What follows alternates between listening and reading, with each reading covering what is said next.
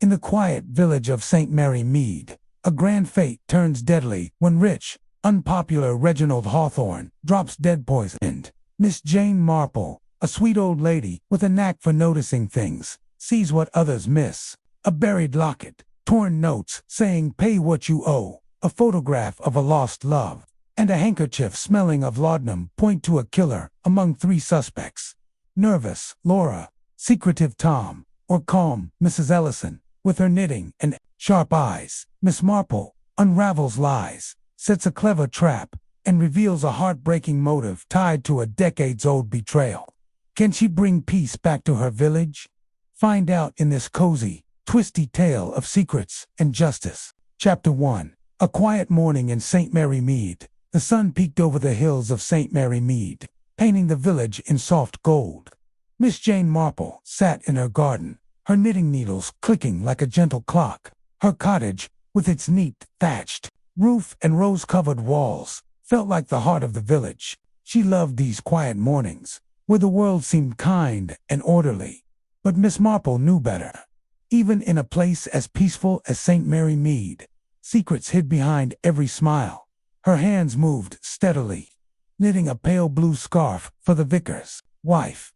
The wool was soft, but her mind was sharp, catching every sound in sight. Sparrows chirped in the apple tree.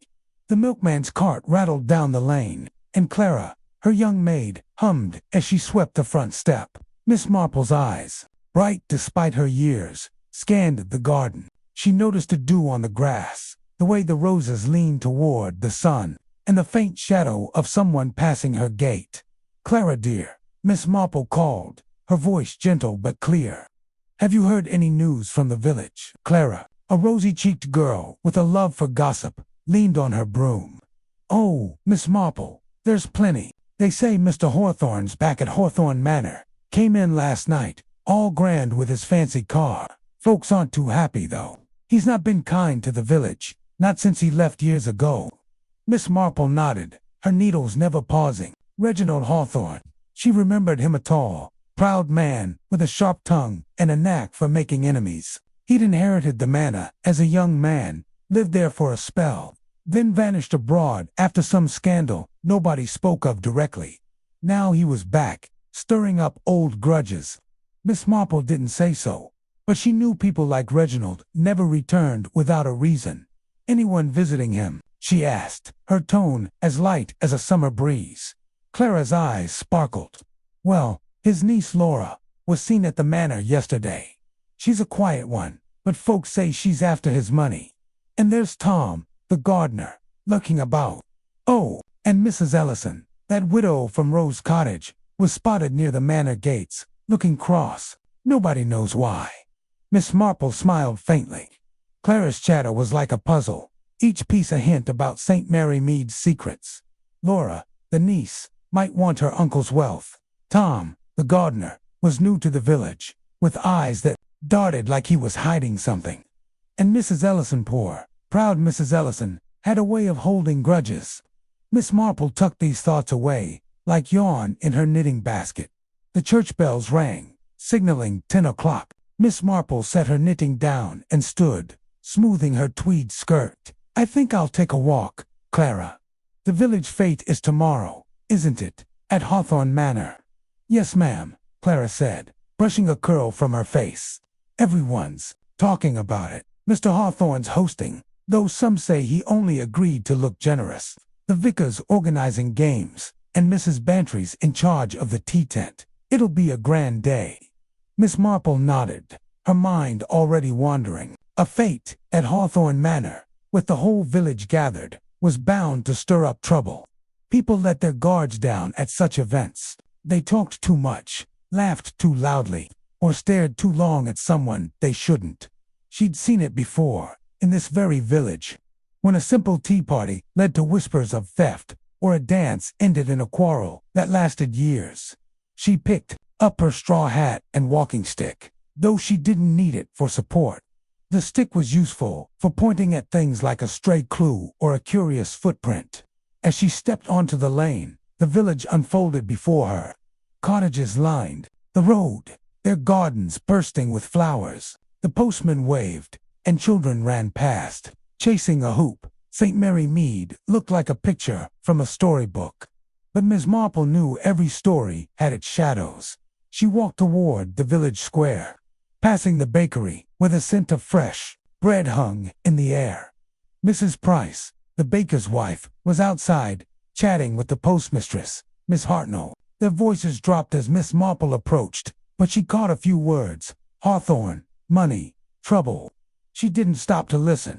Eavesdropping was rude, but hearing things by accident was just being observant. At the square, she paused by the war memorial, where ivy clung to the stone. Across the way, Hawthorne Manor loomed, its tall chimneys poking above the trees. The manor was old, grand, and a bit gloomy, like a king who'd forgotten how to smile. Miss Marple remembered visiting it years ago, when old Mrs. Hawthorne, mother, was alive. There'd been a garden party, and a young Reginald had argued with someone, a woman. Perhaps the memory was fuzzy, but it nagged at her like a loose stitch. "Morning, Miss Marple," called Mr. Pye, the village chemist, as he swept his shop's doorstep. He was a small man with a twitchy smile, always eager to please. "Off to see the fete preparations." "Good morning, Mr. Pye," she replied, her eyes crinkling. "Just stretching my legs." "Is all well at the shop?" "Oh yes, though I'm a bit short on laudanum. Someone bought a bottle last week, and I can't recall who. Must check my books." He chuckled, but his eyes flicked nervously toward the manor. Miss Marple nodded, filing that away. Laudanum was a strong medicine, not something people bought lightly. She moved on, her stick tapping the cobblestones. At the edge of the square, she saw Tom, the gardener, carrying a sack of tools toward the manor. He was a young man, broad-shouldered, with a cap pulled low over his eyes. He didn't look up as he passed, but Miss Marple noticed his hands calloused, but with a faint tremor. Nervous, perhaps, or just tired. She turned down a lane toward Mrs. Bantry's house. Dolly Bantry was her oldest friend, a cheerful woman who loved a good story almost as much as Miss Marple loved solving one. As she neared Rose Cottage, she spotted Mrs. Ellison watering her garden. The widow's face was tight, her lips pressed thin. She glanced at Miss Marple, then quickly looked away, her watering can shaking slightly. "Good morning, Mrs. Ellison," Miss Marple said kindly. "Your roses are lovely this year." Mrs. Ellison muttered a reply, something about thorns and hard work. Miss Marple didn't press. Some people wore their pain like a heavy coat, and Mrs. Ellison was one of them. Rumor had it she'd once been close to Reginald Hawthorne before he left the village. Had he broken her heart, or was it something else? Miss Marple's mind flicked to a similar case. Years ago, a jilted woman, a bitter letter, and a secret that nearly tore St. Mary Mead apart. At Mrs. Bantry's, the door swung open before Miss Marple could knock. "Jane, you old sleuth," Mrs. Bantry exclaimed, her round face beaming. "Come in, have some tea. I'm drowning in fate plans, and I need your sensible head." The sitting room was cozy, with chintz curtains and a crackling fire. Over tea, Mrs. Bantry spilled the latest news. "Reginald Hawthorne's got the whole village in a tizzy. He's throwing money at the fete, but nobody trusts him. Laura, his niece, arrived yesterday, looking like she's hiding something. And that gardener, Tom, what's his story? He's too quiet for my liking." Miss Marple sipped her tea, letting her friend talk. Dolly's chatter was like a river, carrying bits of truth among the pebbles. Laura had arrived suddenly, with no bags, as if she hadn't planned to stay. Tom had been seen arguing with someone near the manor's gates, and Mrs. Ellison had refused to help with the fete, which was odd for a woman who loved village events. "Perhaps they're just shy," Miss Marple said, though she didn't believe it. Shy people didn't tremble or avoid eyes. They didn't bury secrets in rose gardens or buy laudanum without reason. Mrs. Bantry leaned forward. "Jane, you've got that look. You're thinking something, aren't you?" Miss Marple smiled. "Only that fates bring out the best and worst in people. Tomorrow should be interesting." As she walked home, the village seemed quieter, the air heavier. The manor's shadow stretched across the lane, and Miss Marple felt a prickle of unease. She thought of Reginald Hawthorne, alone in that big house, surrounded by people who didn't like him. She thought of Laura, Tom, and Mrs. Ellison, each with their own reasons to resent him. And she thought of that missing laudanum, a tiny detail that felt like the first loose thread in a tangled web back in her garden. She picked up her knitting. The scarf was growing, stitch by stitch, just like her thoughts. Tomorrow, at the fete, something would happen. She didn't know what, but she'd be watching. People always showed their true selves when they thought no one was looking. And Miss Jane Marple was always looking. Chapter 2. The Fete and a Shocking Discovery. The village fete at Hawthorne Manor buzzed with laughter and chatter. Like bees in a summer garden, St. Mary Mead had turned out in force. With children darting between stalls, men tossing horseshoes, and women admiring jars of homemade jam. Bright bunting fluttered above the manor's lawn, and the scent of fresh scones drifted from Mrs. Bantry's tea tent. Miss Jane Marple sat on a wooden bench, her knitting in her lap, her eyes sharp behind, her gentle smile. She loved a fete, not for the games or prizes, but for the way people showed their true selves when they thought nobody watched. The manor loomed behind the festivities, its stone walls cool and stern despite the sunny day. Reginald Hawthorne, the host, stood near the rose garden, his tall frame stiff in a crisp suit. His gray hair gleamed, but his smile was thin, like he'd rather be anywhere else. Villagers greeted him politely, but Miss Marple noticed their quick glances and whispered words. Reginald wasn't liked. That much was clear. She wondered why he'd bothered with the fete at all. "Miss Marple, try a scone," Mrs. called, bustling over with a plate. Her cheeks were pink from the heat of the tea urn. "You're too quiet over here. Come join the fun." Miss Marple took a scone, her fingers brushing the warm pastry. "It's a lovely day, Dolly. Everyone seems so cheerful." Mrs. Bantry snorted. "Cheerful? Half the village is grumbling about Reginald. He's only hosting to look generous. Mark my words. Look at Laura, his niece, hovering like a moth, and that gardener, Tom, skulking by the hedges. Something's off, Jane." Miss Marple's eyes followed Mrs. Bantry's nod. Laura, a pale young woman with nervous hands, stood near the lemonade stall, glancing at her uncle every few seconds. Her dress was plain, but her eyes were sharp, like she was waiting for something. Tom, the gardener, was trimming a bush with slow, careful snips, his cap low over his face. Miss Marple noticed his hands steady now, unlike yesterday's trimmer. She also spotted Mrs. Ellison, the widow, near the manor's side door, her face tight as she watched Reginald. Dolly. Miss Marple said softly, "Do you think Mr. Hawthorne seems well? He looks pale." Mrs. Bantry squinted. "Pale? Maybe. He's been sipping that fancy wine all morning, probably showing off. Oh, there's the vicar calling me back in a tick."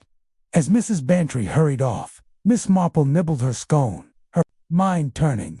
Reginald was holding a glass of red wine, but he hadn't drunk much. She noticed a small table nearby, where a decanter and several glasses sat. Odd, she thought, for a host to leave his drink unattended at a busy fete. She tucked the thought away, like a spare knitting needle. The afternoon rolled on. Children laughed at the sack race, and the vicar announced winners for the best pie. Miss Marple strolled the grounds, her walking stick tapping lightly. She paused by the rose garden, where the blooms were heavy with scent. Reginald stood there now, arguing with someone, a man in a tweed jacket, perhaps a business friend from London. Their voices were low, but Miss Marple caught words like debt and promise. Reginald's face was red, his hand tight on his glass. The man stormed off, and Reginald drained his wine in one gulp. Miss Marple moved on, passing the tea tent where Clara, her maid, was helping serve. "Having fun, Clara?" she asked. Clara grinned, handing out a cup. "Oh yes, Miss Marple. But it's busy. I saw Mr. Hawthorne just now, looking cross, and Laura spilt her lemonade when someone bumped her. She's all jumpy." Miss Marple nodded, her eyes drifting to Laura, who was now near the manor steps, clutching a handkerchief. Jumpy, indeed. She also noticed Tom, moving toward the manor with a rake, though the lawn looked spotless, and Mrs. Ellison had vanished perhaps inside. Miss Marple's mind flicked to a long-ago fate, when a woman's sudden absence had meant trouble. People didn't just disappear at such events. The sun dipped low, casting long shadows. The vicar's voice boomed, calling everyone to the manor's terrace for a speech from Reginald. Miss Marple joined the crowd, her knitting tucked into her bag. Reginald climbed the steps, his face still pale but his smile forced. "Friends," he began, his voice loud but strained, "I'm glad to welcome you to Hawthorne Manor. This fete is my gift to St. Mary Mead, a chance to—" He stopped, his hand clutching his chest. The wineglass slipped from his fingers, shattering on the stone. A gasp rippled through the crowd as Reginald swayed, then crumpled to the ground. Women screamed, men shouted, and the vicar rushed forward. Miss Marple stayed still, her eyes scanning faces. Laura froze, her handkerchief pressed to her mouth. Tom dropped his rake, his face pale. Mrs. Ellison appeared at the manor door, her eyes wide but oddly calm. "Call a doctor," Mrs. Beck cried, kneeling beside Reginald. The village doctor, Dr. Haydock, pushed through, his bag in hand. He knelt, checked Reginald's pulse, and shook his head. "He's gone," he said quietly. "Looks like poison. We need the police." The crowd buzzed with shock. Poison at a fete. Miss Marple's heart sank, but her mind sharpened. Poison wasn't an accident. Someone had planned this, right under the village's nose. She glanced at the broken wineglass, its shards glinting in the fading light. Then she looked at the decanter on the table, still half full. Had the poison been in the wine? Or somewhere else? Inspector Grayson arrived within the hour, his notebook out and his face grim.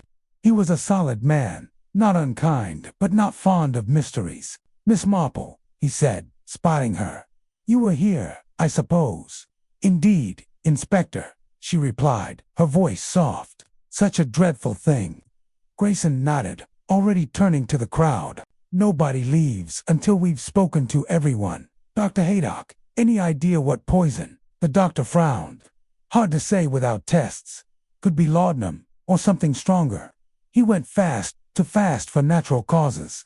Miss Marple's ears pricked at laudanum. She remembered Mr. Pye's comment about the missing bottle. She didn't mention it not yet.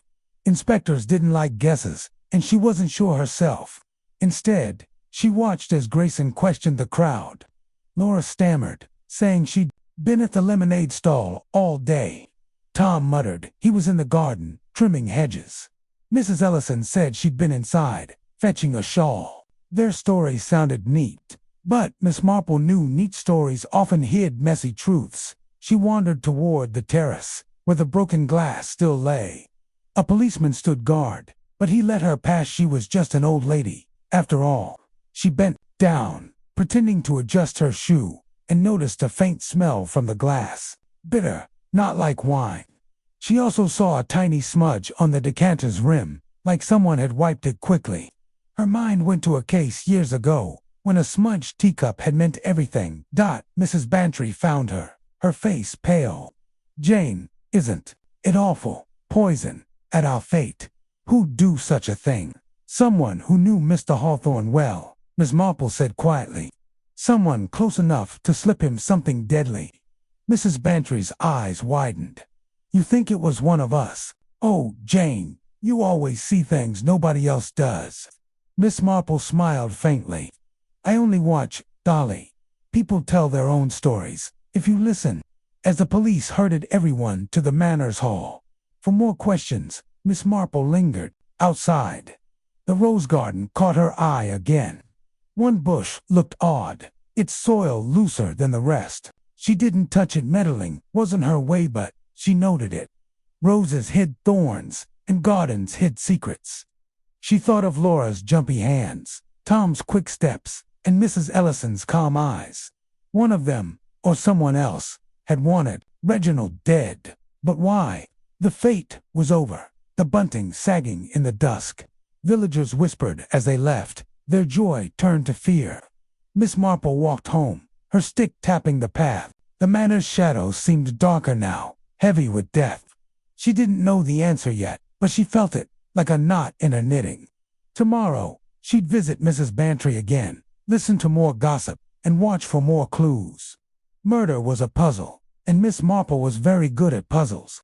Chapter 3. Whispers of Motives. The morning after the fate was gray and heavy, as if St. Mary Mead itself mourned Reginald Hawthorne's death. Miss Jane Marple sat in Mrs. Bantry's sitting room, sipping tea from a delicate cup. Her knitting lay in her lap, the blue scarf growing stitch by stitch. Outside, rain pattered on the windows, and the village felt hushed, like it was holding its breath. Miss Marple didn't mind the quiet. It was the best time for listening. And listening was how she found answers. Mrs. Bantry, her friend Dolly, paced by the fireplace, her cheeks still flushed from yesterday's shock. "Jane, I can't believe it. Poisoned right in front of us. Who'd do such a wicked thing? And at a fete, of all places." Miss Marple's eyes crinkled kindly. "People do surprising things when they're angry or scared, Dolly. But they always leave clues, if you know where to look." Mrs. Bantry plopped into a chair, her curls bouncing. "Clues? Oh, Jane, you're already thinking like a detective. Tell me, who do you think did it? Laura, that sneaky gardener, Tom, or Mrs. Ellison, with her sour face?" Miss Marple didn't answer right away. She took a sip of tea, her mind turning over yesterday's sights. The broken wine glass, its bitter smell, the smudged decanter, the loose soil in the rose garden, and the faces, Laura's nervous hands, Tom's quick steps, Mrs. Ellison's calm eyes. Each held a piece of the puzzle, but the picture wasn't clear yet. She thought of a long-ago village scandal, when a quiet woman had hidden a terrible secret behind a polite smile. People were the same everywhere, she knew. "Let's have a chat, Dolly," Miss Marple said softly. "Tell me what you know about Mr. Hawthorne and his friends." Mrs. Bantry leaned forward, eager to spill. "Well, Reginald was never popular. You know, rich, yes, but mean with his money. Years ago, before he left St. Mary Mead, there was talk about him and Mrs. Ellison. Some say they were sweet on each other, but he left her high and dry. She's been bitter ever since. Poor thing. Then there's Laura, his niece. She's the only family he had left, and folks say she's in line for his fortune. But she's so quiet, always fidgeting, like she's hiding something." Miss Marple nodded, her needles clicking. "And Tom, the gardener." "Oh, him." Mrs. Bantry waved a hand. "Came to the village a year ago, keeps to himself. I heard he had a row with Reginald last week, near the manor gates. Nobody knows why, but Tom looked furious. And he's always poking about that rose garden, like he's guarding it." Miss Marple's mind snagged on the rose garden, the loose soil she'd seen it yesterday, near the bush with the reddest blooms. It reminded her of a story from her youth, when a village boy buried a stolen watch in a flower bed, thinking nobody would look there. Gardens were good for hiding things, she knew, and not just flowers. The doorbell rang, and Clara, Miss Marple's maid, stepped in, her apron damp from the rain. "Beg pardon, Mrs. Bantry," she said, bobbing a curtsy. "Miss Marple, I thought you'd want to know Inspector Grayson's at the manor, asking questions. And the village is buzzing. They're saying Mr. Hawthorne was poisoned with laudanum, just like Dr. Haydock thought." Miss Marple's eyes sharpened, though her face stayed calm. "Laudanum, you say? Thank you, Clara. Any other news?" Clara's cheeks pinked with excitement. "Well, I heard at the bakery that Laura was seen in the manor's library before the fete, looking at papers, and Tom was carrying a sack near the rose garden. Not tools, but something heavy. Oh, and Mrs. Ellison dropped her shawl yesterday, right by the terrace, and didn't even pick it up." Mrs. Bantry gasped. "A shawl? That's odd. Jane, what do you make of it?" Miss Marple smiled faintly. "People drop things when they're in a hurry, Dolly, or when they're distracted." She didn't say more, but her mind was busy. A library, a sack, a shawl, small things, but small things often led to big truths. She remembered Mr. Pye, the chemist, mentioning a missing bottle of laudanum. Could it be the same one used to poison Reginald? And why was Laura in the library? What was in Tom's sack? "Dolly," Miss Marple said, setting her cup down, I think I'll take a walk to the village. The rain's letting up, and fresh air clears the mind."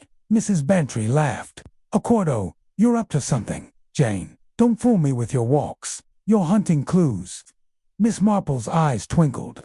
"I'm only an old lady who likes a stroll." She bundled into her coat and hat, grabbing her walking stick. The rain had slowed to a drizzle, leaving the village lanes shiny and slick. As she walked toward the square, she passed the bakery, where Mrs. Price was sweeping the step. "Morning, Miss Marple," she called. "Terrible business at the fete, isn't it? They're saying it's murder." "So I hear," Miss Marple replied. "Did you see anything odd yesterday, Mrs. Price?" The baker's wife leaned closer. "Well, I shouldn't say, but I saw Laura arguing with her uncle before his speech. She looked upset, tugging at her handkerchief, and Tom was near the terrace, carrying that sack. Looked heavy, like it wasn't just dirt." Miss Marple nodded, her face kind but her mind sharp. An argument, a heavy sack, more pieces to fit together. She thanked Mrs. Price and moved on, passing the chemist's shop. Mr. Pye was inside, sorting bottles. She tapped on the door, and he jumped, his smile nervous. "Miss Marple, what brings you out in this weather?" he asked. "Just a word, Mr. Pye," she said. "You mentioned a missing bottle of laudanum. Have you found out who took it?" His face paled. "Not yet. My books are a mess, I'm afraid. But it was gone last week, before the fete. I'm sure it's nothing, just a mistake." Miss Marple smiled. "Mistakes happen." "Thank you, Mr. Pye." She didn't believe it was a mistake. Laudanum was dangerous, and someone had wanted it badly enough to take it. She continued to the church, where the vicar was polishing the brass. "Good morning, Miss Marple," he said, his voice heavy. "Such a sad day for St. Mary Mead." "Very sad," she agreed. "Were you near Mr. Hawthorne at the fete? Did he seem unwell?" The vicar frowned. "He was pale. Now that you mention it, I saw him drinking wine, but he kept rubbing his head, like it hurt. And Mrs. Ellison was nearby, watching him. She left her shawl on the terrace, you know. I picked it up for her, but she seemed distracted." Miss Marple's mind clicked. A shawl left behind, a headache, a watchful widow. She thanked the vicar and stepped into the churchyard, where the grass was wet and green. Near the gate, she spotted something, a scrap of paper, half buried in the mud. She bent down, using her stick to nudge it free. It was torn, with just a few words visible. "Pay what you owe." The handwriting was sharp, angry. She tucked it into her pocket, her heart quickening. A clue, small but real. As she walked home, the village seemed smaller, its secrets pressing closer. Laura's argument, Tom's sack, Mrs. Ellison's shawl, the laudanum, the torn note. Each was a thread in a tangled web. She thought of a girl in St. Mary Mead years ago who'd written an angry letter and regretted it. Words could hurt, but they could also reveal. Who had written that note, and what did Reginald owe? Back at her cottage, Clara was dusting the parlor. "Any news, Miss Marple?" she asked. "Only that people talk a lot," Miss Marple said, smiling. She sat by the fire, her knitting in hand. The scarf grew longer, and so did her thoughts. Tomorrow, she'd visit the manor, perhaps with Inspector Grayson's permission. She wanted to see that library, where Laura had been, and the rose garden, with its loose soil. Murder was like knitting, she thought. Pull one thread, and the whole pattern unraveled. The rain stopped, and a weak sun broke through the clouds. St. Mary Mead looked peaceful again, but Miss Marple knew better. Someone had poisoned Reginald Hawthorne, and they were still here, hiding behind a smile or a nervous glance. She'd find them, not by chasing, but by watching. That was her way. Quiet, gentle, and very, very clever. Chapter 4. A casual remark. The sun peeked through the clouds, casting a soft glow over St. Mary Mead. Miss Jane Marple walked slowly down the lane, her walking stick tapping the damp cobblestones. Her mind was busy, piecing together the puzzle of Reginald Hawthorne's murder. The torn note in her pocket, with its angry words, "Pay what you owe," felt heavy, like a stone.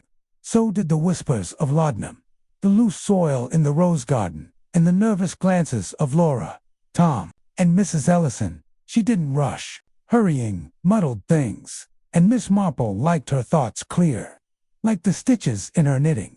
She headed for the vicarage, where Mrs. Clement, the vicar's wife, was sure to be bustling about. Mrs. Clement loved to chat, and chats often hid clues, like treasures in a haystack. The village was quiet today, still shaken by the Fates tragedy.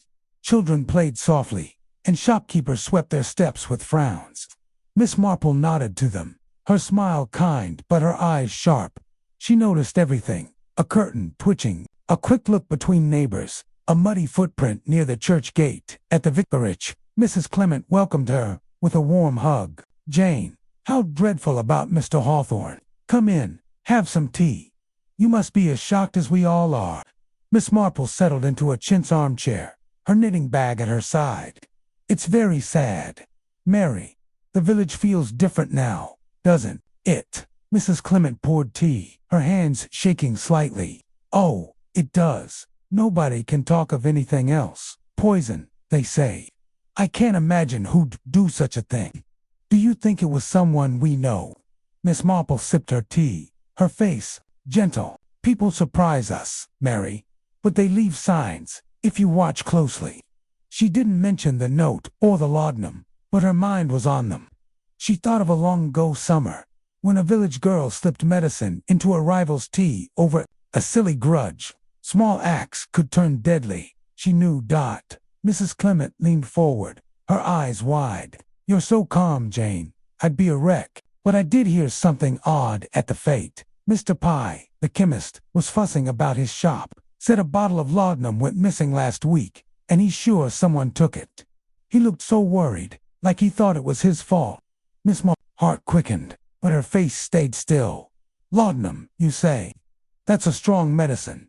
Did he say who might have taken it?" Mrs. Clement shook her head. "No, but he was in a state. Said he'd been meaning to check his books, but hadn't.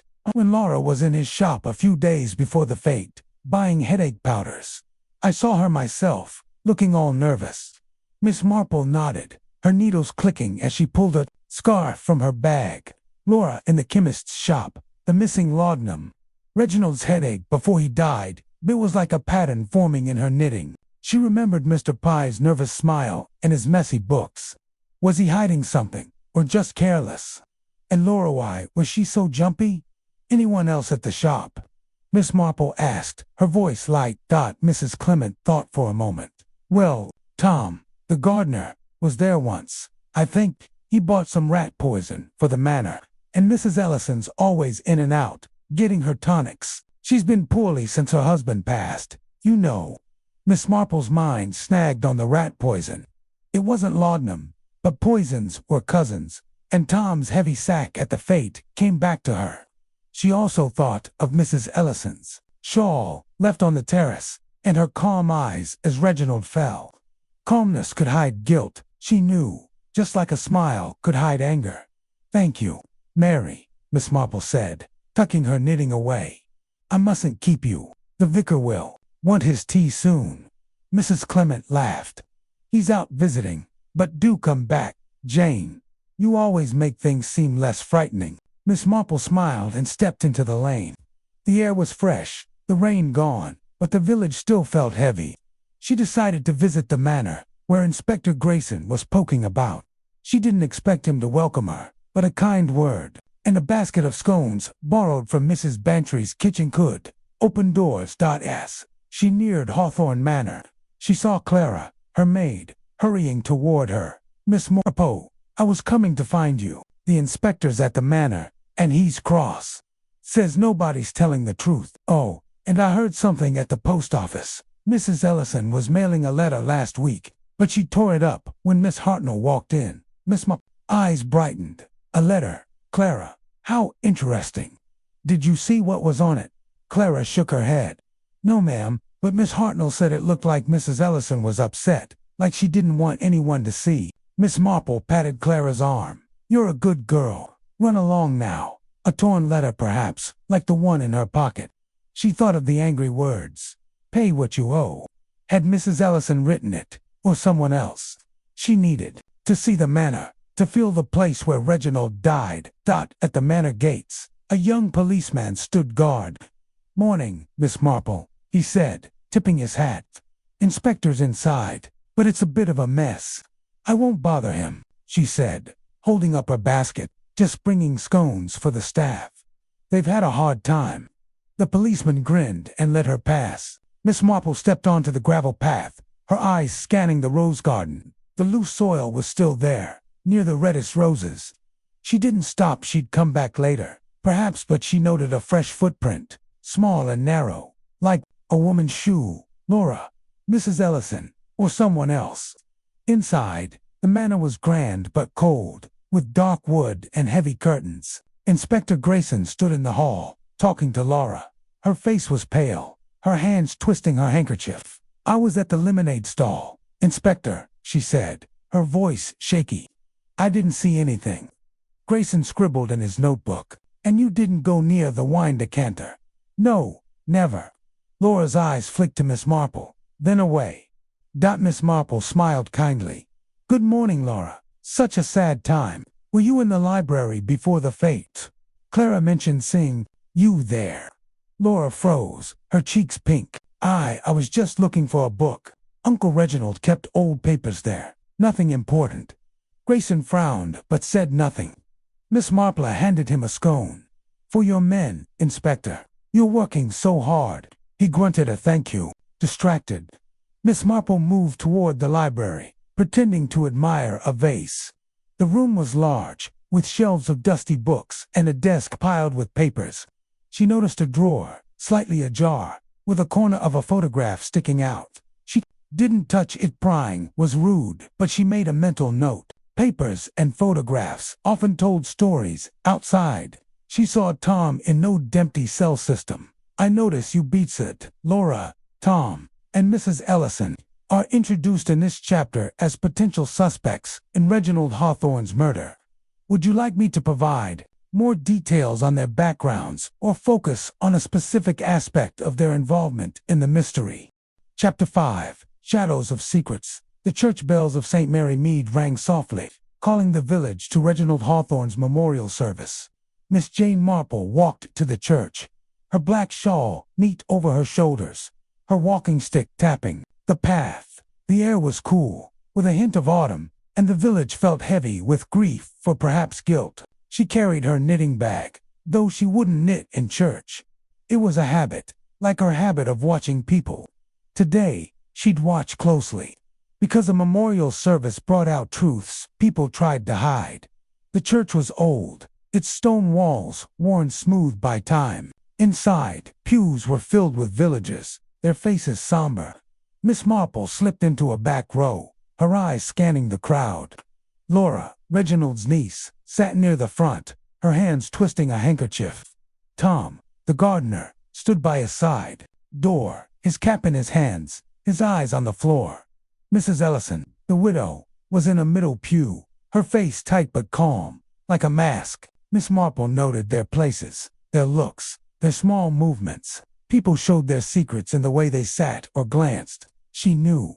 The vicar's voice echoed, speaking of Reginald's life, his wealth, his time abroad, his return to Mary Mead. Miss Marple listened, but her mind was on the clues she'd gathered. The torn notes saying "pay what you owe," the missing laudanum, the smudged decanter, the loose soil in the rose garden. Each was a thread, and she was knitting them together. Stitch by stitch. As the vicar spoke, Laura dabbed her eyes, but her tears seemed forced, like an actress in a play. Miss Marple remembered a girl in the village years ago who cried at a funeral to hide her relief. Laura stood to inherit Reginald's fortune, Mrs. Bantry had said. Was she grieving or pretending? Miss Marple's eyes moved to Tom, who shifted his weight, his fingers tight on his cap. He looked like a man who wanted to run but couldn't, and Mrs. Ellison, her stillness was odd, like she was waiting for something to pass. After the service, villagers gathered in the churchyard, their voices low. Miss Marple lingered near the gate, her shawl catching the breeze. She saw Laura talking to the vicar, her voice shaky. Uncle Reginald was difficult, but I loved him, she said, too loudly. The vicar nodded, but Miss Marple noticed Laura's eyes dart to Mrs. Ellison, who was nearby, adjusting her gloves. But Mrs. Bantry bustled over, her hat slightly crooked. "Jane, what a gloomy day. Did you see Laura crying like a fountain? But I'm not sure I believe it. And Tom skulking like a cat. What do you think?" Miss Marple smiled faintly. "People mourn in their own ways. Dolly, did you notice anything odd during the service?" Mrs. Bantry's eyes lit up. "Well," Mrs. Ellison barely looked at the coffin, kept staring at the window, like she was thinking of something else. And Tom dropped his cap when the vicar mentioned Reginald's kindness. Kindness. As if Reginald had any. Miss Marple nodded, filing that away. A dropped cap, a distant stare, small things, but they mattered. She thought of a funeral long ago, when a man's nervous cough had led her to a thief. She glanced at the churchyard grass, still damp from yesterday's rain. Near a gravestone, she spotted something, a torn piece of paper, like the one in her pocket. She bent down, pretending to fix her shoe, and picked it up. The words were faint, but she read, "Never forgive." The same sharp handwriting as before. Her heart quickened. 2 notes, both angry, both torn. Who was writing them, and why? "Jane, you're up to something," Mrs. Bantry said, nudging her. "What's that paper?" "Just litter," Miss Marple said, tucking it away. She didn't lie, but she didn't share, not yet. Clues were like yarn. You had to weave them carefully. She looked across the churchyard, where Tom was talking to a young policeman. His voice was low, but his hands moved fast, like he was explaining something. The policeman nodded, but his face was stern. Miss Marple moved toward Laura, who stood alone by a yew tree. "My dear," she said kindly, "you must be so tired. Would you like to sit with me?" Laura's eyes widened, like a startled deer. "Oh, Miss Marple, I'm fine. It's just hard." Her fingers twisted her handkerchief, nearly tearing it. "I'm sure it is," Miss Marple said. "Your uncle's return must have been a surprise. Did you see him often before the fete?" Laura shook her head quickly. "No, hardly ever. He wrote sometimes about money or the manor. I only came because he asked me to." Her voice cracked, and she looked away. Miss Marple nodded, her face soft but her mind sharp. Laura's words sounded true, but her eyes didn't. She was hiding something, like the girl in St. Mary Mead who'd lied about a stolen brooch. Miss Marple patted Laura's arm and moved on, her stick tapping the path near the church door. Mrs. Ellison was speaking to Mrs. Price, the baker's wife. Her voice was low, but Miss Marple caught a few words. "Debts repaid, no more." Mrs. Ellison's face was calm, but her hands gripped her purse tightly. Miss Marple remembered the village gossip Reginald and Mrs. Ellison. Years ago, a romance gone sour. Had he owed her something, like the note said, and was debts repaid a motive for murder? She joined Mrs. Bantry again, who was chatting with Clara, her maid. Clara's eyes were bright with news. "Miss Marple, I heard something at the post office. Tom was seen near the manor's library the night before the fete, carrying that heavy sack. And Miss Hartnell says Mrs. Ellison was burning papers in her garden last week, late at night." Miss Marple's eyebrows rose slightly. "Burning papers, Clara, how curious. And Tom in the library, did anyone see what was in his sack?" Clara shook her head. "No, ma'am, but it looked lumpy, not like tools." Mrs. Bantry gasped. "Jane, you don't think Tom's involved, do you? Or Mrs. Ellison, with her papers?" "Oh, this is getting too exciting." Miss Marple smiled. "It's only gossip, Dolly, but gossip can be useful." She thought of the laudanum, the smudged decanter, the loose soil.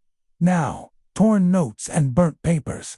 The puzzle was growing, but the pieces were starting to fit. She remembered a case in St. Mary Mead, when a burnt letter had held the key to a theft. Fire hid secrets, but it couldn't hide everything. As the crowd thinned, Miss Marple walked toward the manor, her steps slow but sure.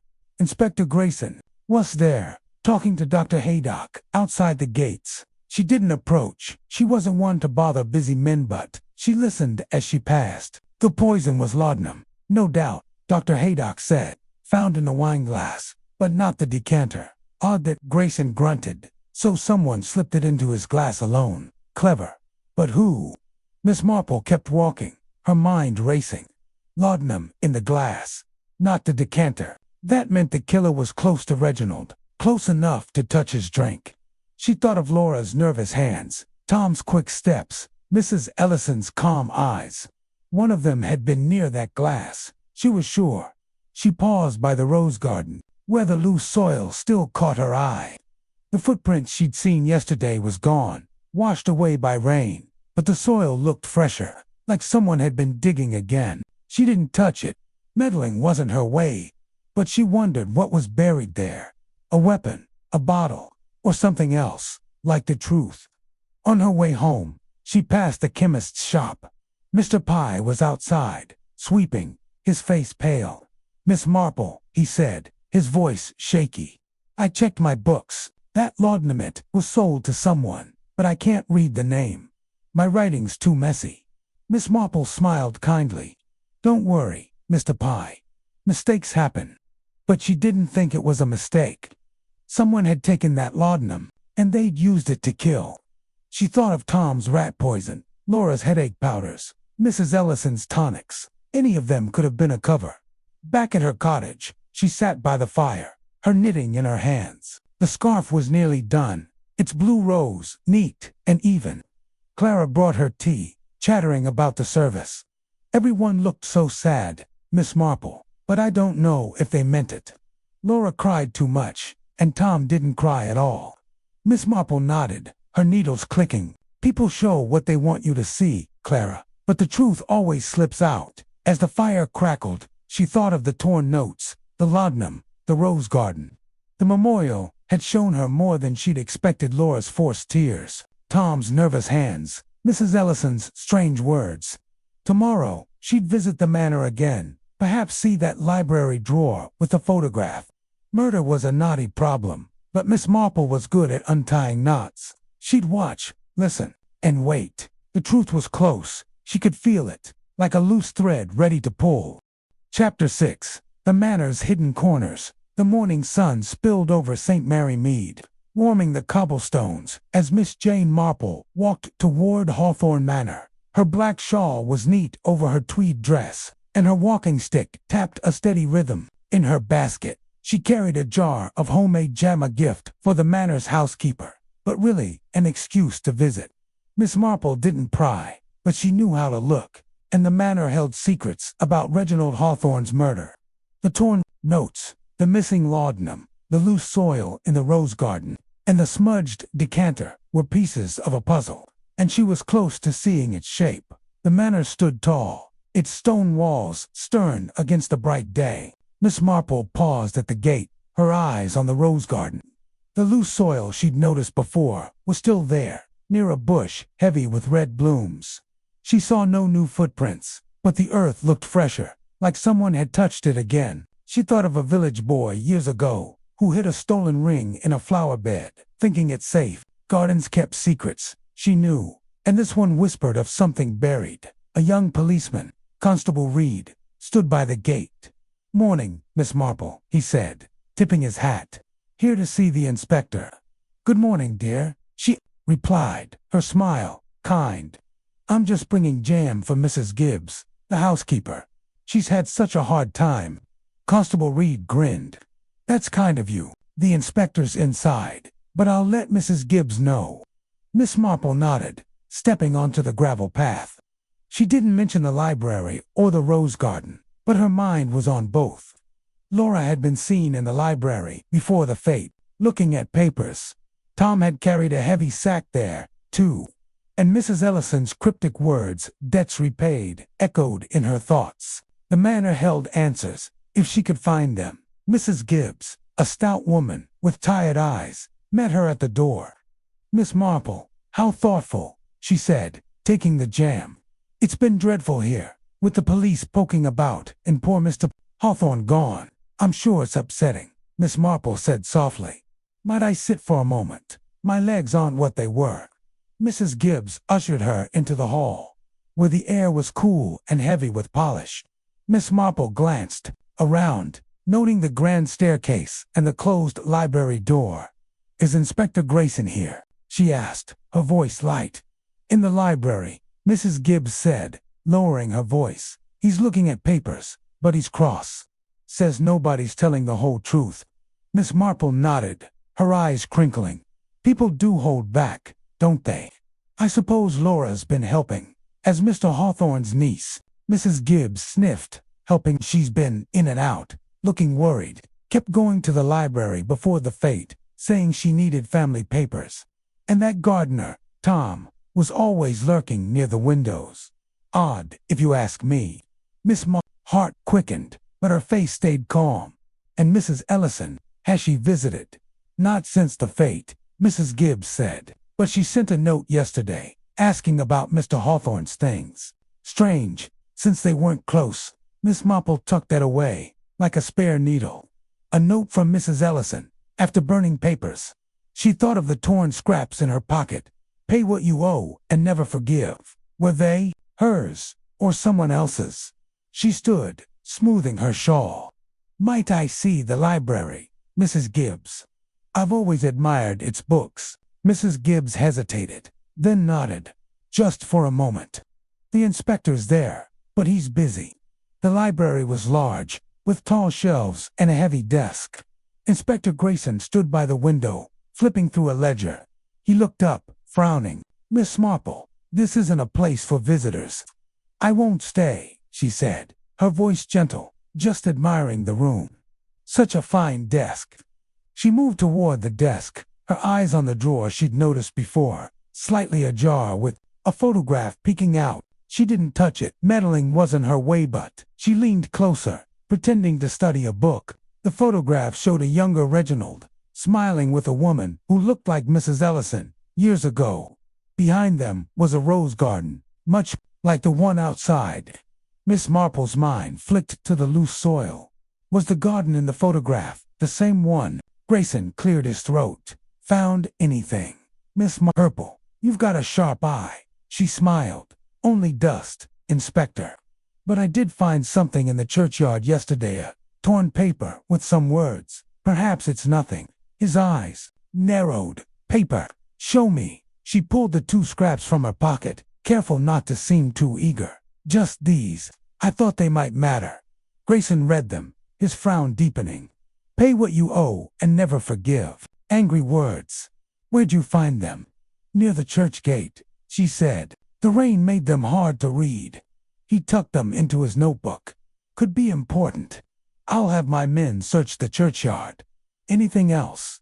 Miss Marple shook her head, her face innocent. She didn't mention the photograph or the rose garden, not yet. Inspectors liked facts, not guesses. But she remembered a case in St. Mary Mead, when a photograph had led to a secret marriage.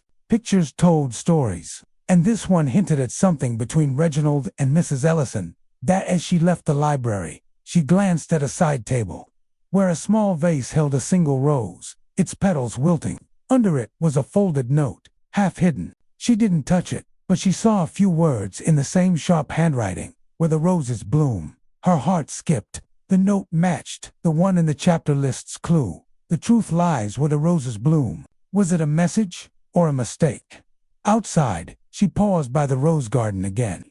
The loose soil was untouched, but she noticed a faint mark, like something had been dragged. She thought of Tom's heavy sack, Laura's nervous hands, Mrs. Ellison's burnt papers. One of them had been here, hiding something. She made a mental note to return, perhaps with Clara, to admire the flowers. On her way home, she passed the village shop, where Miss Hartnell, the postmistress, was sorting letters. Miss Marple, she called. Terrible business at the manor. I heard Laura was in the library, looking for a will. And Tom was seen near the garden at night, digging. Miss Marple's eyes brightened. Digging, you say?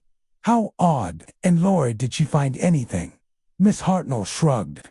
Not that I know. But she was upset, tearing through papers.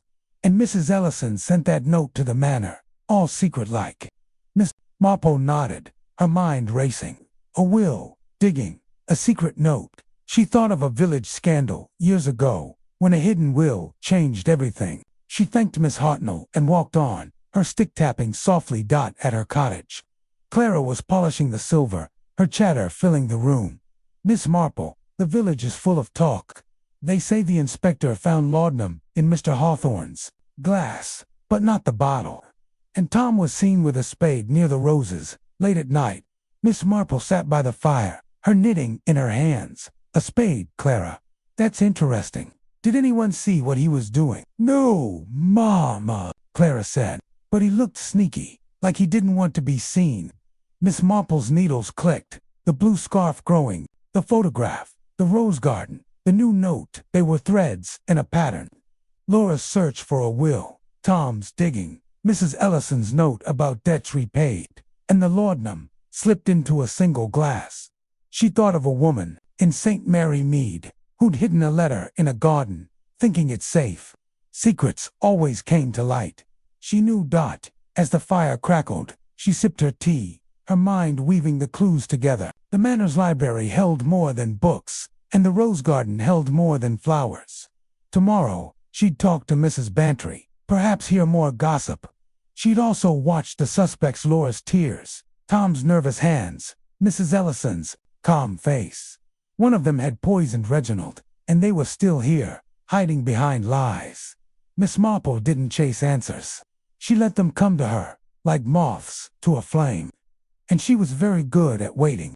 Chapter 7. A web of alibis. The afternoon sun hung low over St. Mary Mead, casting long shadows across the village square. Miss Jane Marple sat on a bench outside the shop, her knitting in her lap, the blue scarf nearly finished, her eyes sharp. Behind her gentle smile, watched the villagers as they went about their day. The murder of Reginald Hawthorne at the fete had left the village buzzing, like bees after a storm. Everyone had a story about where they were when he died, but Miss Marple knew stories could hide lies. Just like her knitting hid the needles beneath the wool, she thought over the clues. The torn notes saying pay what you owe and never forgive, the laudanum in Reginald's glass, the loose soil in the rose garden, the photograph of Reginald and a younger Mrs. Ellison, and the cryptic note in the library about where the roses bloomed. Each was a piece of the puzzle, and today she hoped to find more. People talked freely at the shop, and talk was where secrets slipped out. Mrs. Price, the baker's wife, was sweeping her step, her apron dusted with flour. Miss Marple, you're out early, she called. Still thinking about poor Mr. Hawthorne? Miss Marple nodded, her needles clicking. It's hard not to, Mrs. Price. Such a shock. Were you at the fete all day? I don't recall seeing you near the terrace. Mrs. Price leaned on her broom. Oh, I was at my stall, selling buns. Never left, not till the scream. But I saw Laura by the lemonade stand, looking all jumpy. And Tom, the gardener, was near the roses, fiddling with his tools. Mrs. Ellison, though she was in and out of the manor, fetching her shawl, she said. Miss Marple's heart quickened, but her face stayed calm. Fetching her shawl, how odd, since she left it behind. Did you see her near the wine table? Mrs. Price frowned.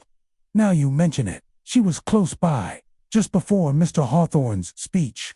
But so was half the village. Hard to keep track. Miss Marple smiled. Of course, thank you, Mrs. Price. She tucked the information away. Mrs. Ellison near the wine table. Laura jumpy. Tom by the rose's edge had an alibi. But alibis were like lace, pretty, but full of holes. She remembered a village dance years ago, when a girl's alibi fell apart because of a muddy shoe. Small details mattered. As Mrs. Price went inside, Clara, Miss Marple's maid, hurried up, her cheeks pink. Miss Marple, I've got news. I was at the post office, and Miss Hartnell says she saw Tom at the fete, not just at the roses, but near the terrace, right before Mr. Hawthorne fell. He told the inspector he was in the garden all day, but that's not true. Miss Marple's eyes brightened.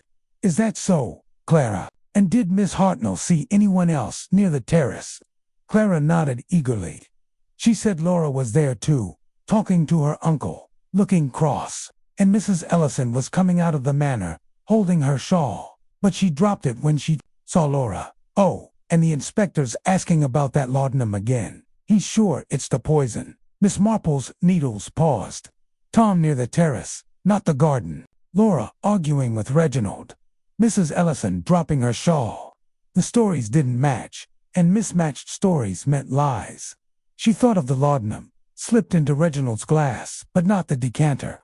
Someone had been close enough to do it, someone who'd been near that table. "Thank you, Clara," she said, patting her maid's hand. "You're a great help." Clara beamed and ran off to help at the tea shop. Miss Marple stayed on her bench, watching the square. She saw Laura walking toward the church, her head down, her handkerchief twisted tight.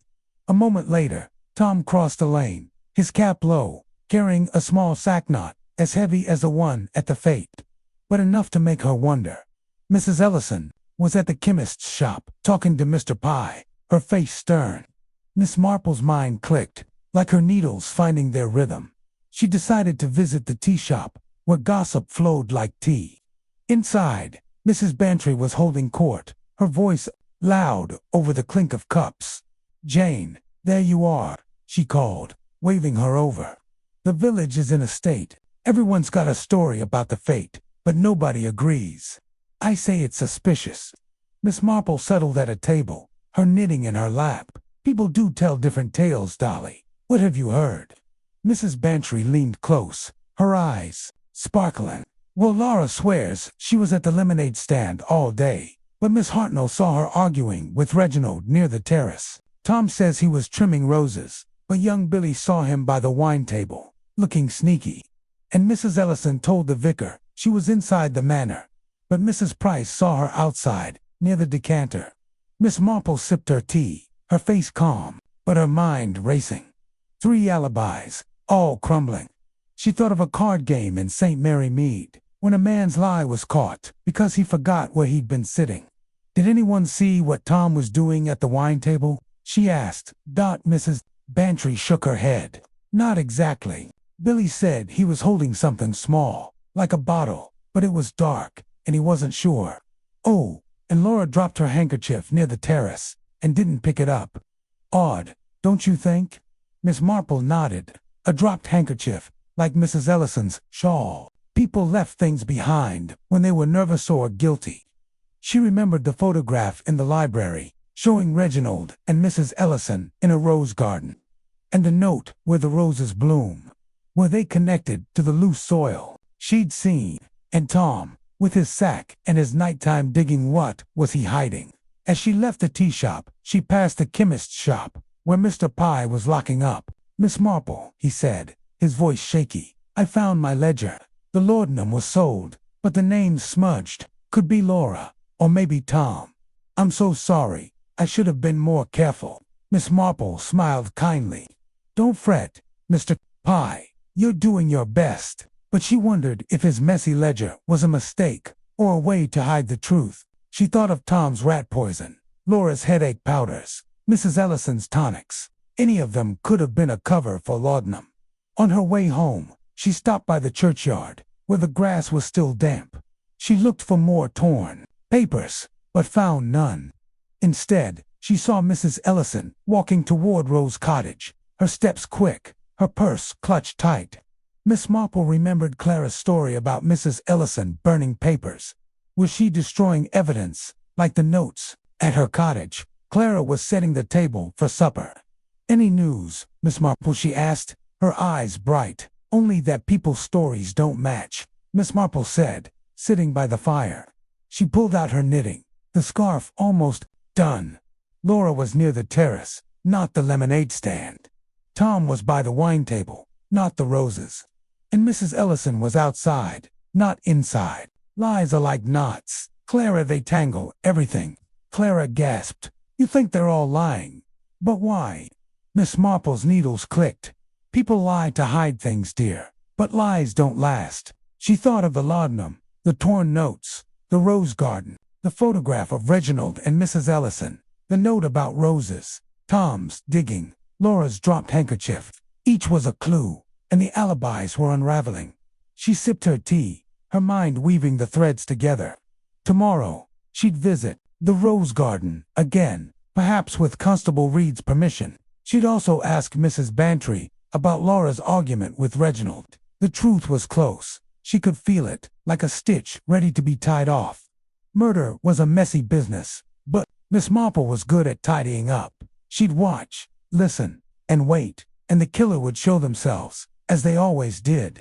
Chapter 8. The Rose Garden Sleuth. The morning mist hung low over St. Mary Mead, wrapping the village in a soft, gray blanket. Miss Jane Marple stood at her cottage gate, her shawl snug against a chill, her walking stick in hand. Her mind was busy, like a bee in a flower bed, buzzing over the clues in Reginald Hawthorne's murder. The torn notes, pay what you owe, and never forgive, the laudanum in his wineglass, the loose soil in the rose garden, the photograph of Reginald and Mrs. Ellison, the library note about where the roses bloom, and the shaky alibis of Laura, Tom, and Mrs. Ellison. Each was a stitch in her knitting, and she was close to seeing the pattern. Today, she'd visit the rose garden again.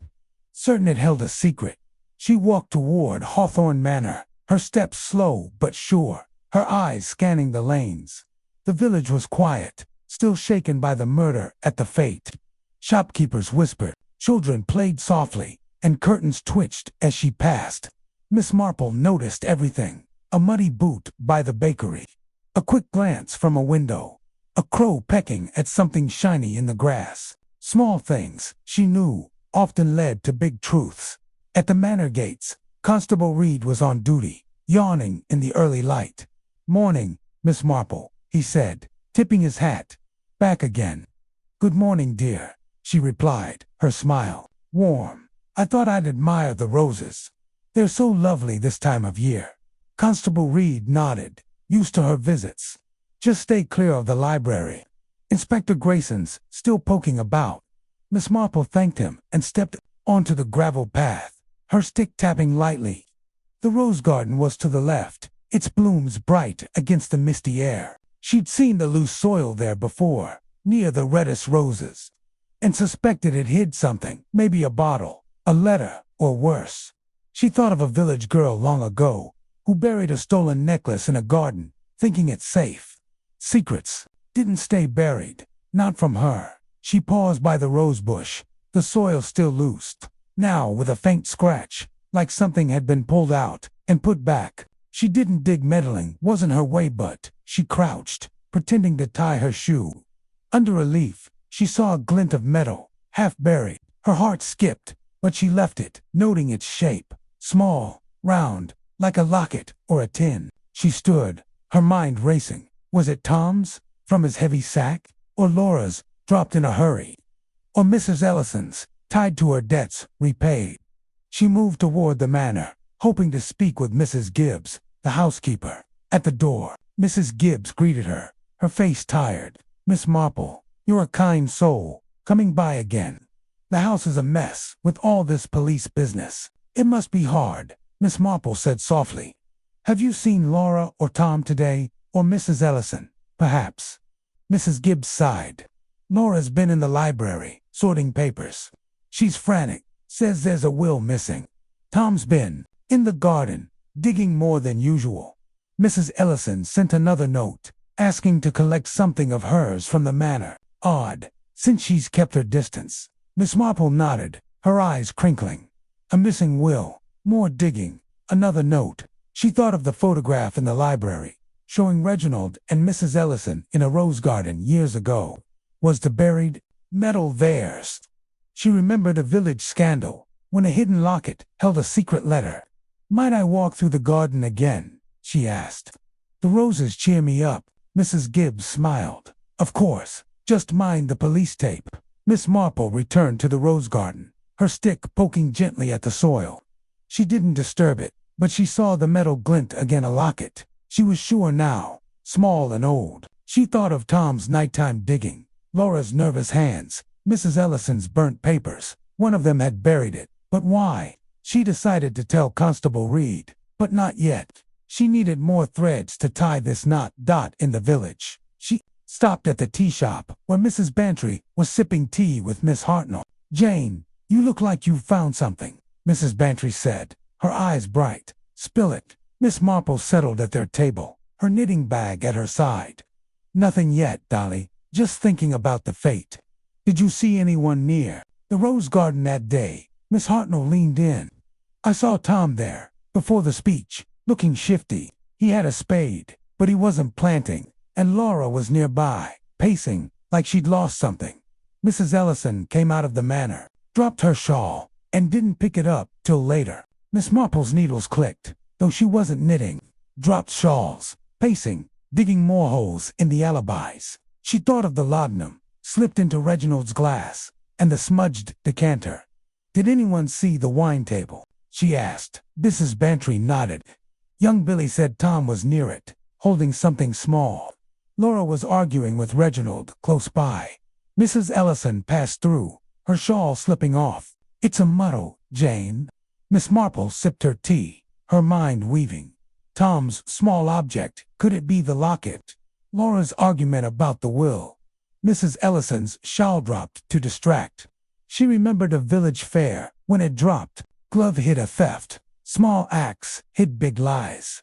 She walked to the churchyard, hoping to find more torn papers. The grass was damp, but no scraps caught her eye. Instead, she saw Mrs. Ellison hurrying past, her purse tight in her hands. Miss Marple called out, "Good morning, Mrs. Ellison. Your roses must be lovely now."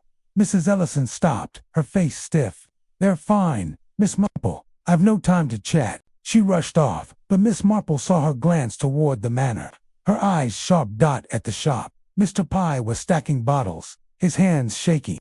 "Miss Marple," he said, "I told the inspector about that laudanum. The name in my list gone, page torn out. I swear, I didn't do it." Miss Marple smiled. "You're doing your best, Mr. Pye." But she wondered who tore the page, Tom, Laura, or Mrs. Ellison. She thought of the burnt papers Clara mentioned. Someone was hiding tracks. Back at her cottage, Clara was dusting, full of news. Miss Marple, the inspectors searching the rose garden. They found a locket, buried shallow. It's old, with a tiny lock of hair inside. Nobody knows whose it is. Miss Marple's heart leaped, but her face stayed calm. A locket, Clara, how strange. She thought of the photograph Reginald, and Mrs. Ellison, young and smiling. Was the locket hers, a memory of a broken promise? Or Laura's, tied to the missing will? Or Tom's, from his secret past? She sat by the fire, her knitting in her hands. The scarf was done, its blue rose neat. She thought of the locket, the torn notes, the laudanum, Tom's digging, Laura's pacing, Mrs. Ellison's hurry. The alibis were fraying, like loose stitches. She'd visit the inspector tomorrow, share the locket's location without seeming nosy. The truth was near, like a knot ready to untie. Miss Marple didn't rush. She watched, listened, and waited. The killer would slip, and she'd be there, to catch them. Chapter 9. The Tuesday Club Revival. The evening light softened St. Mary Mead, painting the village in gentle pinks and golds. Miss Jane Marple sat in her cozy parlor, a fire crackling in the hearth. Her knitting lay folded, the blue scarf finished, but her mind was far from idle. The murder of Reginald Hawthorne at the fete was a puzzle, and the pieces were coming together. The torn notes, pay what you owe, and never forgive, the laudanum in his wineglass, the locket buried in the rose garden, the photograph of Reginald and Mrs. Ellison, the library note about where the roses bloom, and the shaky alibis of Laura, Tom, and Mrs. Ellison.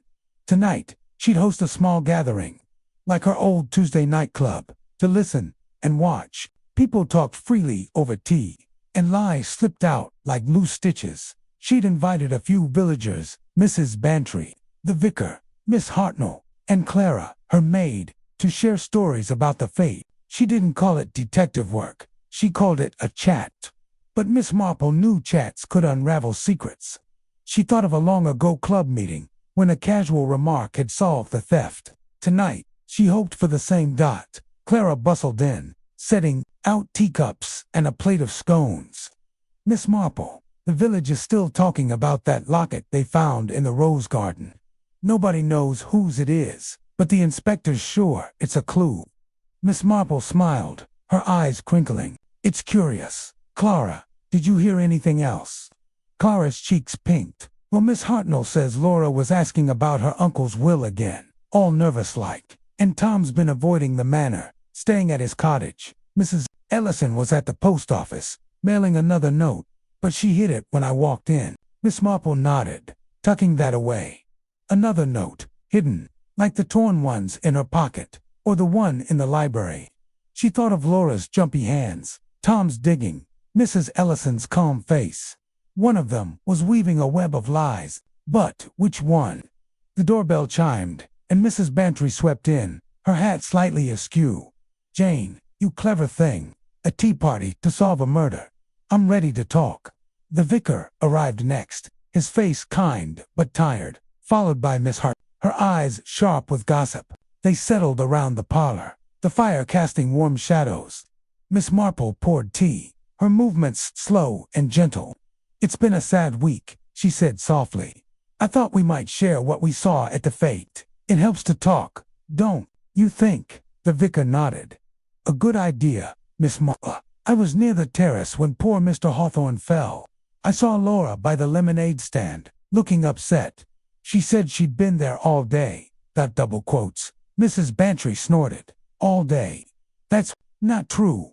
I saw her arguing with Reginald near the wine table, just before his speech. She was waving her handkerchief, all cross." Miss Marple's heart quickened, but her face stayed calm. "Arguing, Dolly. How interesting. Did you see what they were talking about?" Mrs. Bantry shook her head. "Not a word," but Laura looked ready to cry. And Tom was nearby, holding a small bottle, or so Billy said.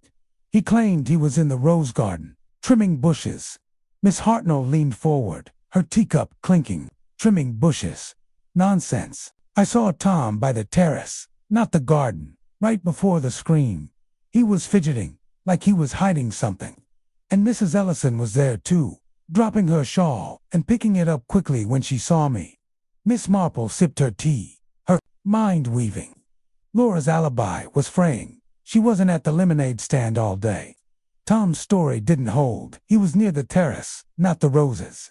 And Mrs. Ellison's shawl, dropped and retrieved, sounded like a distraction. She thought of a village card game years ago, when a man's lie was caught because he claimed the wrong seat. Alibis were like cards played the wrong one, and the game was up. "Did anyone see the wine table closely?" Miss Marple asked, her voice light. "It's where the laudanum was found, I hear." The vicar frowned. "I passed it earlier, but it was crowded. I did notice Mrs. Ellison lingering there, adjusting her shawl, and Laura was nearby, after her argument. Tom was further off, but he kept looking over. Miss Marple's needles would have clicked if she'd been knitting.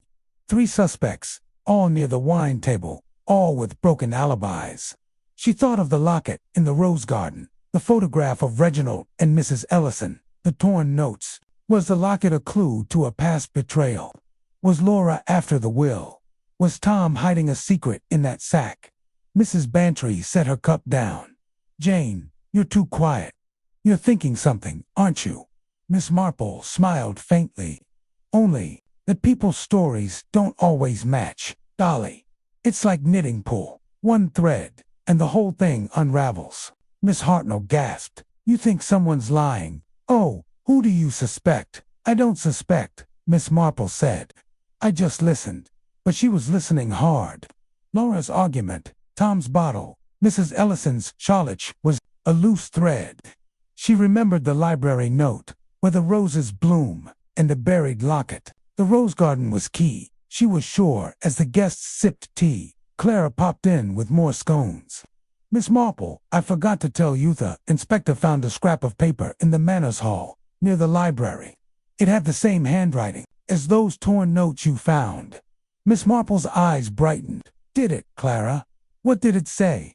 Clara blushed. "I didn't see, but the inspector's keeping it secret. Oh, and Laura was at the manor today, looking pale.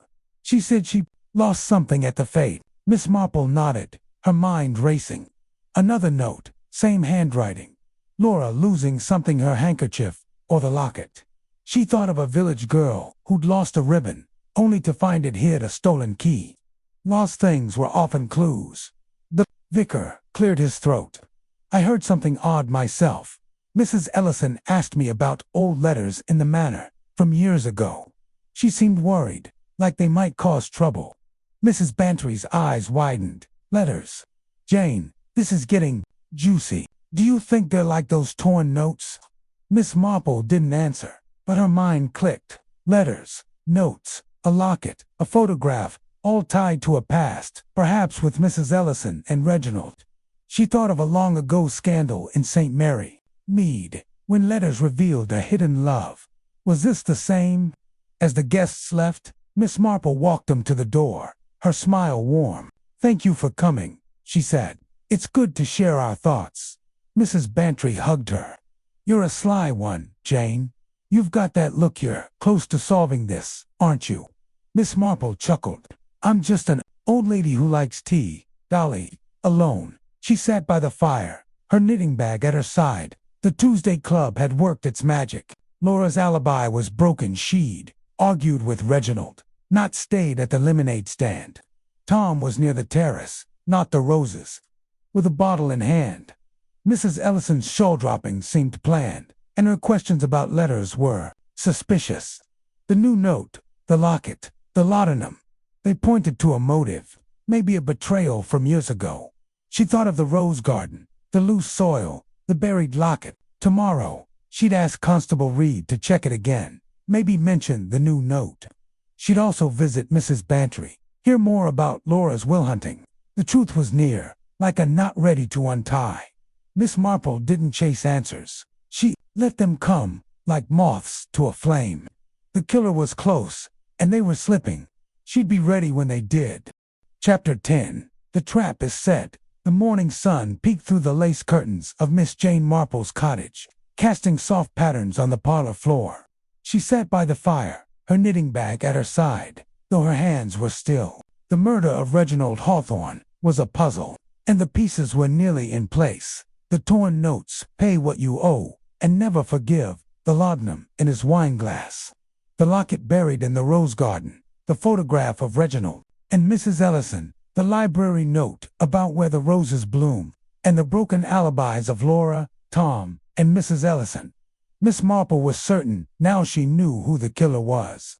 But certainty wasn't proof. She needed the murderer to slip, and today she'd set a trap, as gentle as her smile. She sipped her tea, her mind sharp.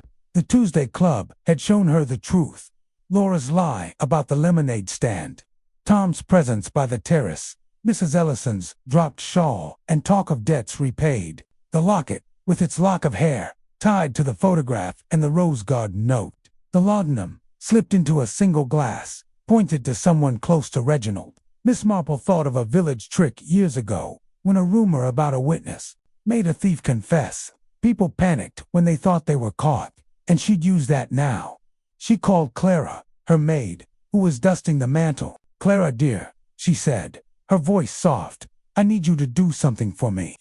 Tell Mrs. Price at the bakery that you heard a new witness, saw someone near the wine table at the fete. Don't say who, just let it spread." Clara's eyes widened. "A witness, Miss Marple. Is it true?" Miss Marple smiled. "It's just a little talk, dear. Gossip travels fast in St. Mary Mead." Clara nodded, eager to help, and hurried out. Miss Marple knew the rumor would buzz through the village by noon, reaching the suspects. The guilty one would react, nervous hands, a quick glance, a rash move. She thought of a card game in St. Mary Mead, when a man's twitch gave him away. She'd watch for that twitch today. She put on her shawl and hat, grabbing her walking stick. The village meeting was set for this afternoon at the manor, where Inspector Grayson would update everyone on the case. It was the perfect place to watch Laura, Tom, and Mrs. Ellison. Miss Marple walked slowly to the square, her eyes scanning the lanes. The village was busy, with shopkeepers chatting and children playing, but the air felt heavy, like a storm was coming. At the bakery, Mrs. Price was sweeping, her face full of gossip. "Miss Marple, have you heard? Clara says there's a witness to the murder. Someone saw who poisoned Mr. Hawthorne." Miss Marple's eyes crinkled. "Did she? Now, well, gossip does spread. Were you at the wine table yourself, Mrs. Price?" Mrs. Price shook her head.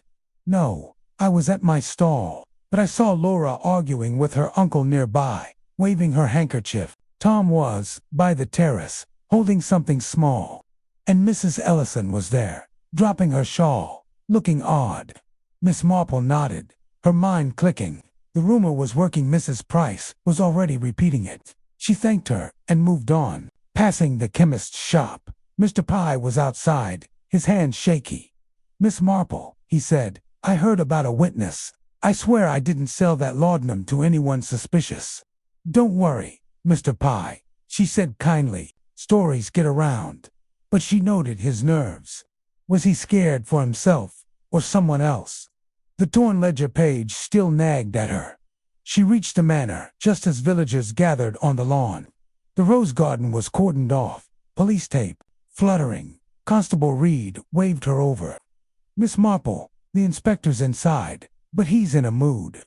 That locket you pointed out, Tit's got a lock of hair, and we think it's old, maybe from years ago." Miss Marple's heart quickened, but her face stayed calm. "How interesting, dear. Any idea who it belongs to?" "Not yet," he said. "But the inspector's sure it's tied to the murder." She nodded, her eyes on the rose garden. The loose soil, the locket, the note about where the roses bloom. They were linked, she was sure.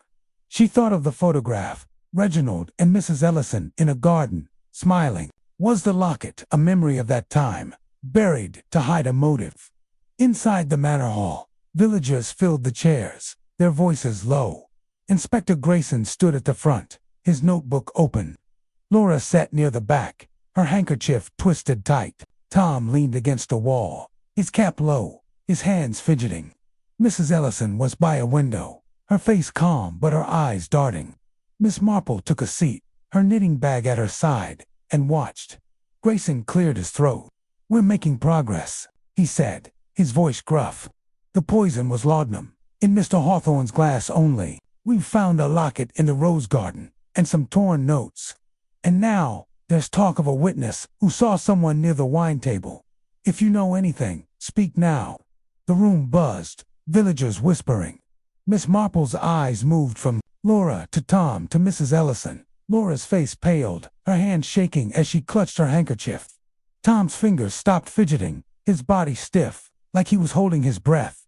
Mrs. Ellison's eyes flicked to the door, her calm cracking. For a moment, one of them had reacted, and Miss Marple saw it, the twitch she'd been waiting for. "Mrs. Bantry." Sitting beside her, whispered Jane.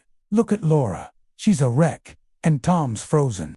"Do you think the witness is real?" Miss Marple smiled. Faintly. "Gossip does stir things up, Dolly." She didn't say the rumor was her doing. She thought of a village trick, when a false story made a liar run. The trap was working. One suspect was rattled, and it confirmed her guessed out after the meeting. Villagers milled about, their chatter loud. Miss Marple stayed seated, watching. Laura hurried out, dropping her handkerchief again, not noticing. Tom slipped toward the garden, his steps quick. Mrs. Ellison lingered, then left, her purse clutched tight. Miss Marple stood, picking up Laura's handkerchief. It was damp, with a faint, bitter smell, like laudanum. Her heart leaped, but she tucked it into her pocket, her face calm. She found Constable Reed outside. "Dear," she said, "I found this handkerchief near the terrace at the fete. It might matter. And perhaps check the rose garden against someone was there just now." Reed nodded, taking the handkerchief. "You're sharp, Miss Marple. Now, tell the inspector." Miss Marple walked home, her stick tapping the path. The trap had worked. The guilty one had shown their fear. She thought of the locket, the photograph, the notes. The laudanum smell on the handkerchief was new, tying one suspect closer to the poison. She remembered a village girl who'd spilled perfume to hide a crime. Smells could betray, just like glances at her cottage. Clara was setting out supper, full of news. "Miss Marple, the village is wild about that witness. They say Laura's been crying. Tom's hiding in his cottage." And Mrs. Ellison snapped at Miss Hartnell for asking questions. Miss Marple sat by the fire, her knitting bag untouched. People get upset when secrets are close to spilling. Clara, she thought of the broken alibis, the locket's hair, the rose garden. The murderer was nervous now, and nervous people made mistakes. Tomorrow, she'd share her thoughts with Inspector Grayson, pointing him to the truth without seeming. Nosy Doc. The fire crackled, and the village grew quiet. Miss Marple sipped her tea, her mind weaving the clues. The laudanum, the locket, the notes, the photograph. Laura's tears, Tom's stiffness, Mrs. Ellison's glance. The truth was clear, like a finished scarf, every stitch in place. The killer thought they'd hidden their tracks, but Miss Marple had seen them.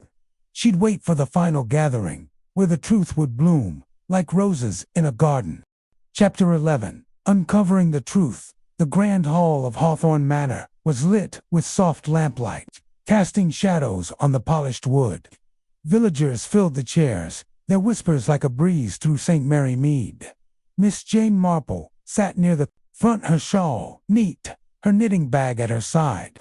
Tonight, Inspector Grayson had called everyone to share the truth about Reginald Hawthorne's murder. Miss Marple knew who the killer was. Her trap, the rumor of a witness, had worked. The guilty one had shown their fear, and now she'd help unravel the puzzle, gentle as ever, like pulling a loose thread from her knitting.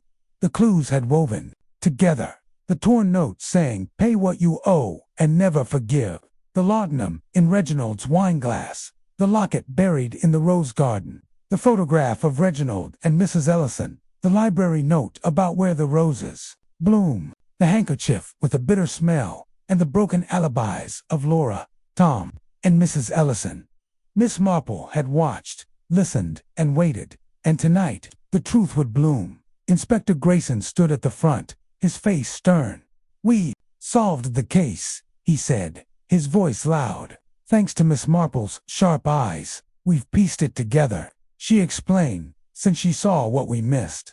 Villagers gasped, turning to Miss Marple. Mrs. Bantry, beside her, whispered, "Jane, you sly thing, you've done it." Miss Marple stood, her smile soft, her stick in hand. "I'm just an old lady who notices things," she said. "But murder leaves clues, like crumbs on a table. Let me tell you a story." She looked at the crowd, Laura, pale and clutching her handkerchief. Tom, stiff by the wall. Mrs. Ellison, calm, but gripping her purse. "It started with Mr. Hawthorne's death at the fete," she said. "Poisoned with laudanum, in his wineglass alone. Someone close to him did it, someone who knew his habits." She paused, her eyes gentle but sharp. "I found torn notes in the churchyard. Pay what you owe and never forgive. Angry words from someone hurt long ago. Then there was the locket, buried in the rose garden, with a lock of hair, and a photograph in the library, showing Mr. Hawthorne and Mrs. Ellison, young and happy, in a garden like the Manor's." Mrs. Ellison's face tightened, but she said nothing. Miss Marple went on. "The library had another note, where the roses bloom." It pointed to the garden, where the locket was buried, and a handkerchief, dropped at the fete, smelled of laudanum. These weren't accidents. They told a story of betrayal. She turned to Laura. "Laura, you said you were at the lemonade stand all day, but Mrs. Bantry saw you arguing with your uncle near the wine table. You were looking for a will, weren't you? You thought he'd cut you out." Laura's eyes widened, her voice shaky. I just wanted to talk to him. I didn't poison him." Miss Marple nodded. "I believe you, dear. Your handkerchief had no smell, and your tears were real. If a bit forced, you were scared, not guilty." She looked at Tom. "Tom, you said you were trimming roses, but Miss Hartnell saw you by the terrace, holding a small bottle. You were digging in the garden at night, hiding something. The locket, perhaps." Tom's hands shook, his cap low. I found it, that's all. I didn't kill him." Miss Marple's eyes softened. "I know, Tom. You were hiding a secret to her own, not a murder. You took the locket to sell, didn't you? But you didn't poison the wine." The crowd murmured, eyes turning to Mrs. Ellison. She stood, her face pale but steady. "This is nonsense. I was inside the manor, fetching my shawl." Miss Marple's voice was gentle, like a grandmother's. "But you weren't. Mrs. Ellison. Mrs. Price saw you near the wine table, dropping your shawl to distract. Your handkerchief, found later, smelled of laudanum. And those notes your handwriting, torn and burnt, to hide your anger. You wrote to Reginald, didn't you, about a debt from years ago?" Mrs. Ellison's purse slipped, her eyes flashing. "You can't prove that." Miss Marple sighed. "I don't prove, dear. I see. Years ago, you and Reginald were close. The Photograph shows it smiling in a rose garden. But he left you, broke a promise, took something precious. The locket was yours, with a lock of hair his, or a child's, perhaps. You buried it when he returned, a reminder of your pain. The room was silent, all eyes on Mrs. Ellison. Miss Marple went on. You bought laudanum, not for tonics, but for revenge. The smudged ledger hid your name. You slipped it into his glass at the fete when you dropped your shawl. The note, where the roses bloom, was your last taunt, left in the library where he'd find it. Mrs. Ellison's face crumpled, her voice a whisper. He owed me everything. He took my life, my hopes. I couldn't forgive. Inspector Grayson stepped forward, his voice firm. Mrs. Ellison, you're under arrest for the murder of Reginald Hawthorne. Villagers gasped as constables lead her away, her head low. Miss Marple sat down, her hands folded. Mrs. Bantry grabbed her arm. Jane, you're a marvel. How did you know? Miss Marple smiled faintly. People are the same, Dolly. Like a girl in St. Mary Mead who poisoned a rival over a broken heart. I just watched Laura's tears, Tom's nerves, Mrs. Ellison's calm. The clues told the story. The crowd buzzed, some shocked, some nodding.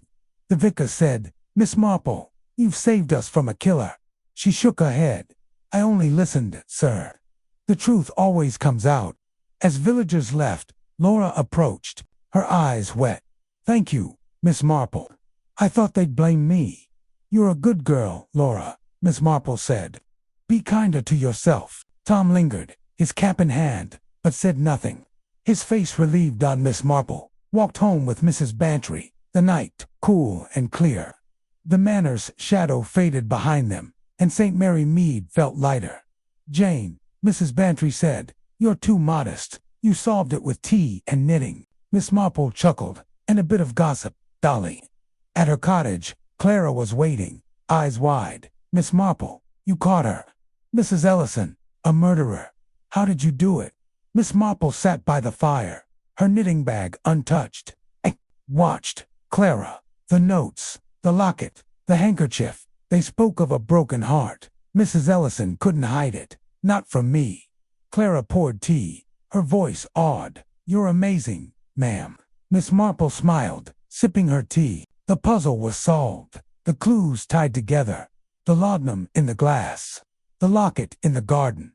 The notes of anger. The photograph of a lost love. Mrs. Ellison's pain had turned to poison. But justice was done. St. Mary Mead would heal, and Miss Marple would keep watching, her eyes as sharp as her needles, ready for the next knot to untie. Chapter 12. A return to peace. The late afternoon sun bathed St. Mary Mead in a golden glow, softening the village's edges after weeks of shadow. Miss Jane Marple sat in her garden, her knitting needles clicking gently, a new project, a soft, pink shawl taking shape in her hands. The air was warm, filled with the scent of roses and the hum of bees. Her cottage, with its neat thatch and climbing vines, felt like the heart of the village again.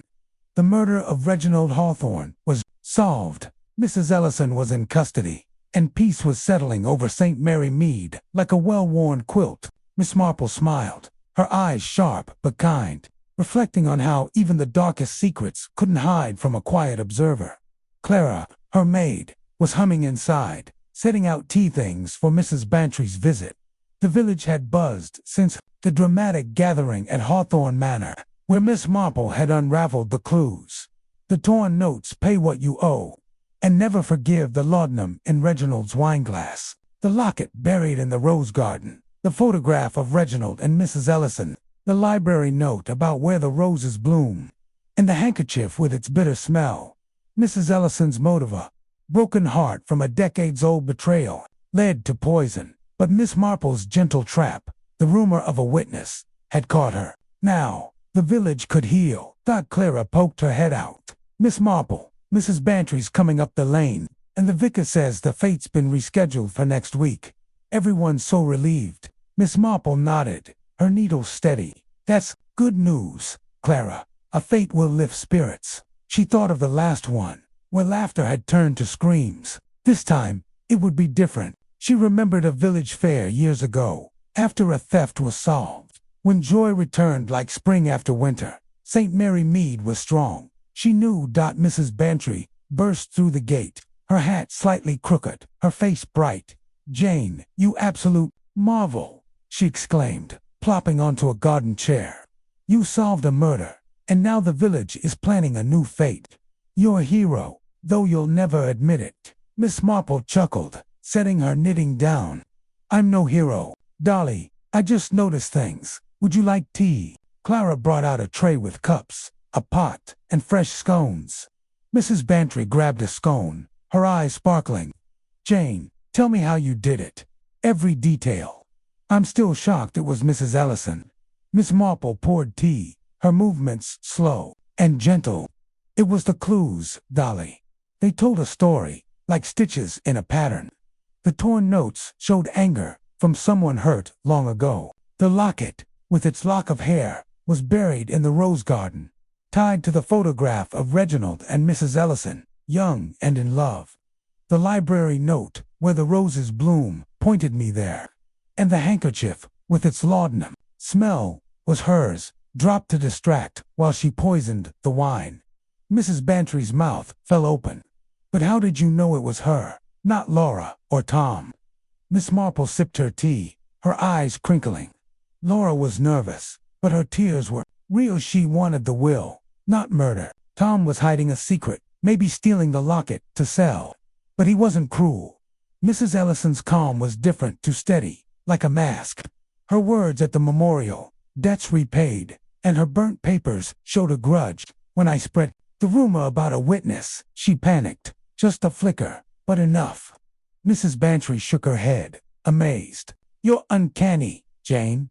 Like that time you caught the thief at the church bazaar, just by watching his shoes. How do you see so much?" Miss Marple smiled. "People are the same everywhere, Dolly, in St. Mary Mead, or anywhere.